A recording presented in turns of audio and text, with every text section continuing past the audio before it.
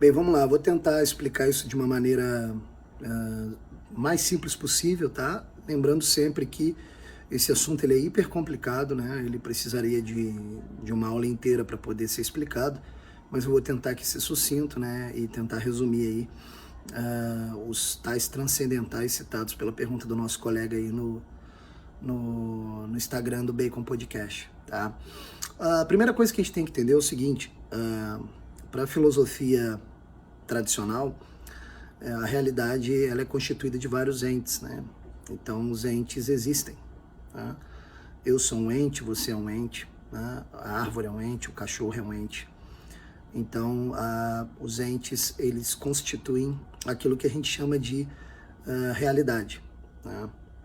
Mas o que acontece? Existem várias maneiras de você tentar compreender um ente, né? Quando você olha para uma árvore, por exemplo, você pode olhar a árvore por vários ângulos de visão, né? No entanto, olha que interessante, quando a gente percebe a árvore na sua inteireza, a gente a identifica como árvore. Só que quando a gente tenta analisar aquilo que a gente compreendeu da árvore, a gente começa a perceber que existem diversas maneiras de explicar o que é a árvore, né?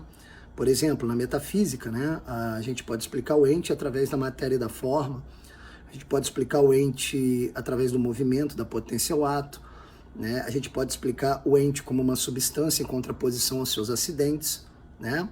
Mas também nós podemos observar certas características que são os transcendentais, né?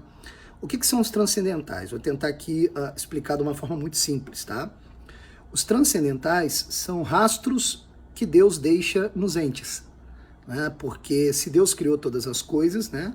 Obviamente as coisas participam de Deus de algum modo, né? Deus se doou na criação de algum modo, né? Então nós temos certos aspectos divinos nas coisas, né? Aliás, é graças à existência dos entes, né, que a gente consegue, né, vislumbrar a existência de Deus, né? Isso pela via filosófica da realidade, né? A filosofia é a disciplina que visa estudar a realidade ao nosso redor e com isso buscar a verdade. Se a verdade é Deus, obviamente esse rastro de verdade nas coisas nos leva até Deus.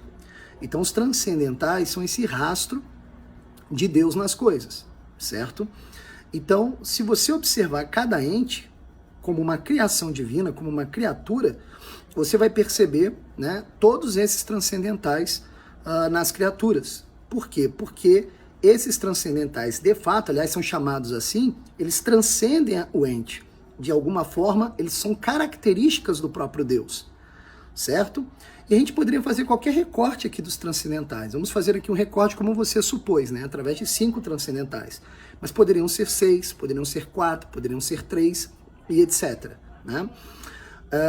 Quais são os 5 transcendentais, né? O primeiro transcendental é justamente quando a gente percebe que um ente existe, né? É a existência do próprio ente, né? O ente existe, né? O ente é alguma coisa, certo? Lembrando aqui que coisa não é no sentido aí do senso comum, né? A gente geralmente usa a palavra coisa no senso comum para tratar aquilo que a gente não sabe. Aqui é mais ou menos o contrário. Quando a gente chama alguma coisa em filosofia de coisa, na verdade a gente está dizendo que além disso existir, ali também possui uma essência, né? Ele é alguma coisa, né? Então há uma determinação ali já sabida, que se um ente é alguma coisa, portanto, ali possui uma essência. Então nós temos aí um primeiro transcendental, que é o transcendental que nós estamos chamando de coisa, tá? O segundo transcendental é o uno, né? Cada coisa existe em si mesma.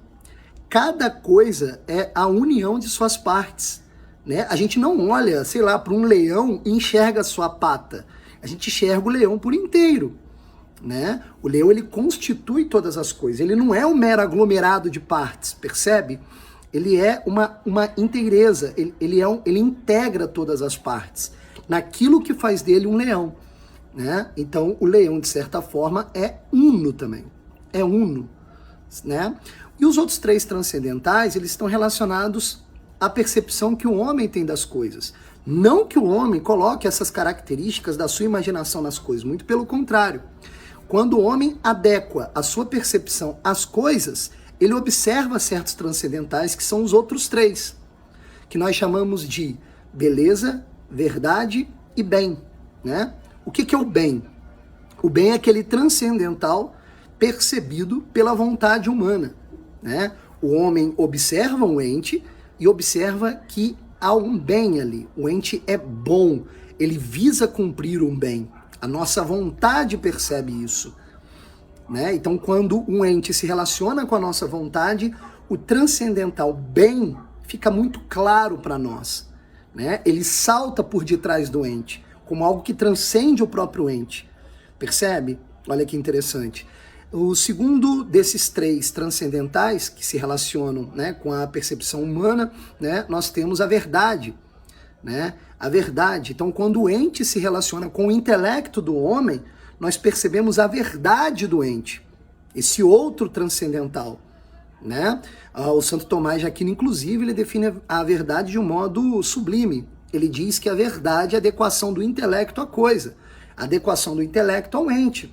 Então, quando há essa adequação, a verdade salta por detrás do ente, como um transcendental, como algo que o sustenta, inclusive, né? Que está ali presente e que a gente percebe com o nosso intelecto. E quando o ente se relaciona com a nossa vontade e com o nosso intelecto ao mesmo tempo, nós percebemos a beleza, o belo, né? Ou seja, aquilo que nos salta aos olhos como uma harmonia perfeita do ente com os outros entes e das partes que constituem aquele ente específico, né? Então, quando a gente observa um pôr do sol e a gente percebe a beleza do pôr do sol, a gente percebe com o nosso ato de vontade e intelecto juntos. Aquela beleza salta por detrás do pôr do sol. E a beleza, ela não está em uma parte, ela está naquele conjunto de coisas, integrando tudo numa coisa só e saltando para nós através da beleza. E agora veja que interessante. Todas essas características são transcendentais porque são também maneiras de vislumbrarmos Deus, né? Deus possui uma essência divina, certo? Deus é uno, é um só, certo? Deus é bom, Deus é verdadeiro, é a própria verdade, e Deus é a própria beleza, a beleza por excelência. Então, enquanto todos os entes participam de Deus a partir desses transcendentais, Deus, ele é a suma verdade, o sumo bem, a suma beleza, o uno por excelência, né? E aquele que possui uma essência divina, aquele que existe de fato, enquanto nós, enquanto as criaturas, existem, né, por tabela. Podemos dizer assim, existem por participação, assim como os outros transcendentais.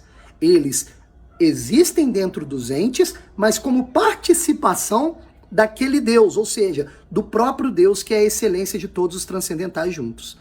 Ok? Eu não sei se ficou claro, acho que ficou muito longo, tá? Espero que seja de grande valia aí para quem perguntou. Tá joia? Um abraço, fiquem com Deus, até mais.